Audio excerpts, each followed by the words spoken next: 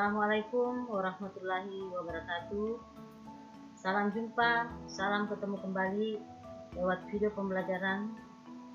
Semoga senantiasa dalam lindungan Tuhan Yang Maha Esa.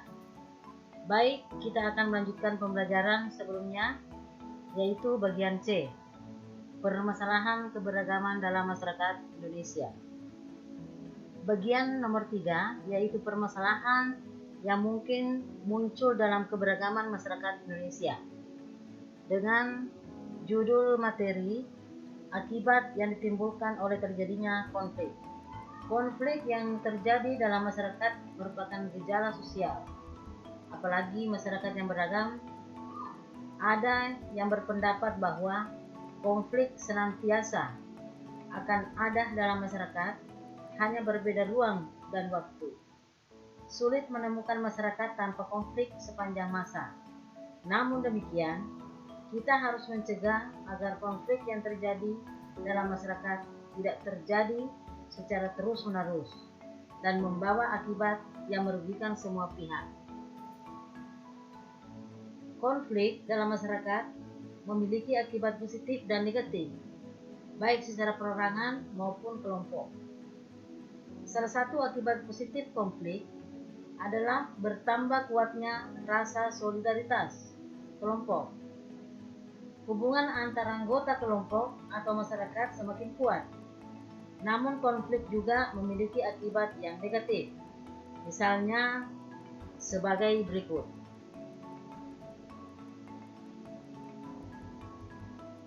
Pertama, perpecahan dalam masyarakat. Yang kedua, kerugian harta benda dan korban manusia. Yang ketiga, kehancuran nilai-nilai dan norma sosial yang ada. Kemudian yang keempat, perubahan kepribadian. Baik, Ibu akan jelaskan satu persatu. Dari yang pertama, yaitu perpecahan dalam masyarakat. Perpecahan merupakan akibat nyata dari konflik yang terjadi dalam masyarakat. Kerukunan masyarakat akan terganggu akibat konflik yang terjadi. Anggota yang sebelumnya saling bertentangan berubah menjadi tidak saling berteguran sapa, saling membenci, saling berprasangka, dan sebagainya. Apabila konflik terjadi di sekolah, hal ini akan membuat hubungan dengan teman putus, suasana belajar tidak nyaman dan tidak tertib. Kemudian yang kedua, kerugian harta benda dan korban manusia. Kehancuran harta benda sering terjadi akibat konflik dalam masyarakat. Kerusakan fasilitas umum, rumah pribadi, serta taman yang rusak merupakan contoh nyata akibat dari konflik. Konflik juga dapat mengakibatkan korban jiwa dalam masyarakat. Kemudian yang ketiga, kehancuran nilai-nilai dan norma sosial yang ada. Nilai-nilai dan norma sosial dapat hancur akibat konflik dalam masyarakat, seperti nilai kasih sayang, kekeluargaan, saling menolong, dan persaudaraan. Nilai-nilai ini dapat digantikan oleh rasa dendam, curiga, tidak percaya kelompok lain, dan sebagainya.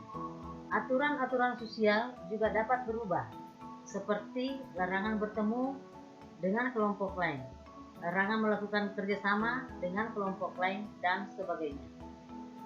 Kemudian yang keempat atau yang terakhir, kepribadian seseorang dapat berubah akibat konflik. Misalnya, anak-anak korban konflik akan menjadi pemurung, takut melihat orang lain, atau dendam. Orang yang terlibat konflik dapat menjadi berigas, pemarah, dan agresif. Uraian di atas mempertegas bahwa konflik yang terjadi dalam masyarakat lebih membawa akibat negatif daripada akibat positif. Oleh karena itu, kita harus mencegah terjadinya konflik dalam masyarakat. Kehidupan masyarakat yang damai tanpa konflik merupakan dambaan setiap orang. Kita dapat belajar dengan tenang, bermain dengan senang bila tidak ada konflik. Setiap warga masyarakat berkewajiban memelihara keberagaman dalam masyarakat tanpa menimbulkan masalah akibat keberagaman tersebut. Demikianlah penjelasan Ibu tentang akibat yang ditimbulkan oleh terjadinya konflik.